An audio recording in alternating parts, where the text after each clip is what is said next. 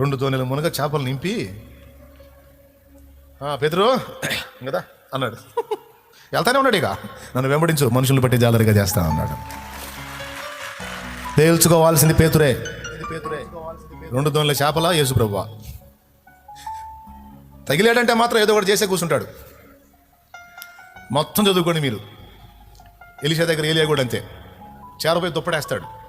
దుప్పటేసి నిలబడ్డాడు. ఇక పోయి అక్కడేం ప్రసంగాలు చేసినట్టేం లేదు. ఎలీషా, నాయనా నిన్ను దేవుడు సేవ కోరుకున్నాడు, నువ్వు రావాలి, వచ్చి పోటు పడవాలి, ఈ మ్యాటర్ ఏం లేదు ఆడ. 12 అరగల చేత దుక్కి దున్నిస్తూ 12 వరకు తను దున్నుతూ వ్యవసాయం చేసుకుంటున్న ఎలీషా దగ్గరికి చేరబోయి తన భుజం మీద ఉన్న గొంగళ దుప్పటి తీసి అతన్ని చేరబోయి అతని మీద విసిరి పక్కకు పోయి కూర్చున్నాడు చెట్టు కింద. అంతే, టచ్ చేసి వదిలేస్తాడు అంతే. ఇక ఆ మనిషి తేల్చుకొని రావాలా, చెప్పు నీ సంగతి ఏందంటాడు అంతే. చేశాడు వెంటనే ఎలీషా. వెళ్ళినవాడ అర్థమైంది.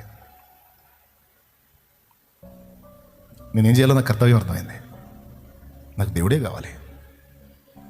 దేవుడు ఆయన ప్రజల కోసం నన్ను కోరుకుంటే అంతకంటే భాగ్యమే ఉంది. వదిలేస్తాను పొలాన్ని, ఏడ్లన్నీ, పనివారిని, సమస్తం వదిలేస్తాను. నాకు దేవుడే కావాలి. అయితే ఒక్కటే, నా తల్లిదండ్రులని ముద్దాడుతాను. ఒకసారి చివరిసారి వీడుకోలు చెప్పొస్తాను, పర్మిషన్ ఇవ్వను, వెళ్ళు, అడ్డం లేదు, పోయి అది చేసుకుంటా. తగిలేడంటే తేల్చుకొని రావాల్సిందే. తగిలేదు మళ్ళీ ఊరక తగలడు, కార్యం ఉంటుంది. అందునే తగిలాడు, కళ్ళు ఇచ్చాడు, ఇంకా కానీ అన్నాడు.